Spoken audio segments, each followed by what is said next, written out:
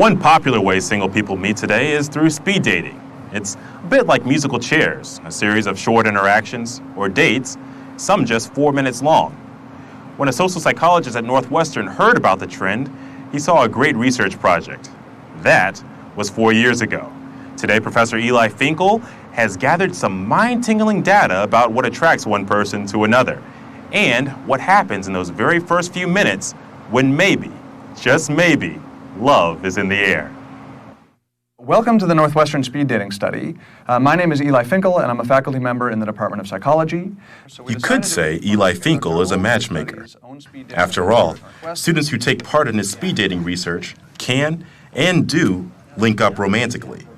But in order for that to happen, they have just 4 minutes. That's right, 4 minutes to get to know one another. I'm Hillary. Hi. I'm Roger. Nice to meet you. Pleasure. In a moment, we'll talk about why Eli Finkel chose speed dating for further study. But first, if you're not quite sure how it works, here's Speed Dating 101. You'll meet every opposite-sex person here for 4 minutes each. Where are you from originally? Originally from Bangalore, India. Oh, okay. Yeah, I was adopted when I was 8.5 months old. So. Wow. And then I lived in New Mexico my whole life. What do you want to do with Chem and Bio? So when I graduate, I want to do an MD PhD program. It's like Oh, wow. 8 years, 2 degrees. So you want to have a heart attack before you're 30? After each speed date, you'll be given 2 or 3 minutes to fill out a questionnaire about the date. I'll ring my bell after each date to signal that the time is up. All right. Nice to meet you. All right. Have fun. Bye. Women at this session will remain seated at the tables situated around the room, and men will rotate from woman to woman. I'm Mike. I'm Hillary. Nice to meet you. You too. I'm Roger. At the end of the evening, the speed daters who match, in other words, the pairs who mutually say they'd like to go out, are given email addresses through a website. And then they're free to start dating as they please. That's speed dating. And we should note, this session was a demonstration for this story. So here we've got the mate preferences findings, but over here... For Finkel and graduate student Paul Eastwick, the idea for speed dating research came up 4 years ago. In class, they were having a discussion about the onset of initial attraction.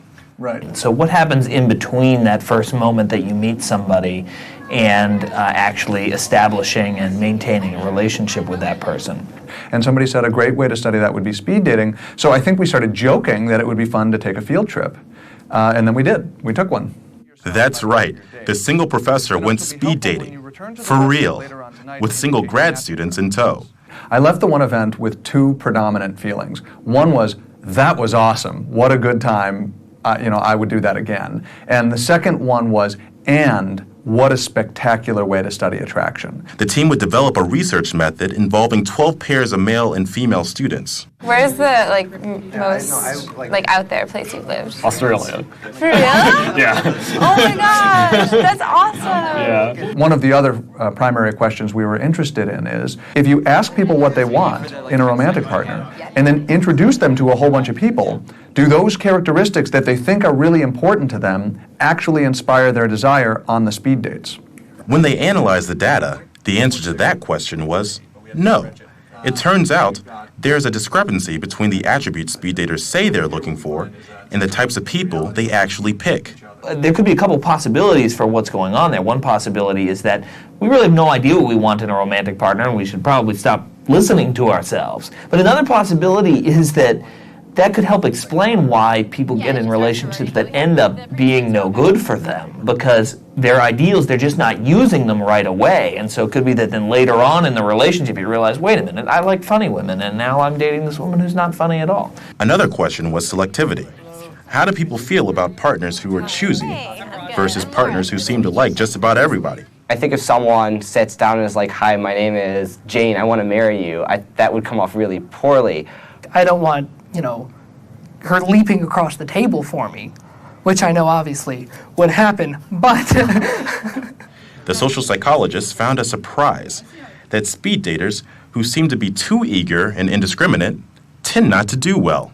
Those findings are in contrast to previous research on likability when romance was not a factor. There have been several studies that have done that over the years, and they all show that people tend to like the person who likes everybody. Who doesn't like the guy who likes everybody, right? But in a speed dating context, particularly when you're talking about, sort of hot, more passionate type of liking, that effect totally reverses. So in a platonic context, be a liker, like everybody, they'll like you back. In a romantic context, don't be a liker because they're likely to dislike you in return. Finkel says the lesson is not to play hard to get, but rather to be selective and open to the right person. People seem to be figuring this out in only 4 minutes. The study also found something about the speed at which speed daters make judgments. If you pay attention to voice or if you pay attention to their body language, like within 5 or 10 seconds, you know whether or not like you are interested. That first impression, that first millisecond, I think, is like a make or break moment. What's been gratifying for these scientists, since their work on speed dating began, their research has been getting widespread attention. Also gratifying, since they started this study, both Eli Finkel and Paul Eastwick got engaged. We wondered if they were able to find great partners by applying what they've learned. Paul has some natural proclivities in the domain of women, but I had to use every trick in the book. I don't think I was ever very good at applying anything scientific to my personal life. See, I think other people will be able to apply this stuff better than I ever could. He's lying. I know all of his manipulations.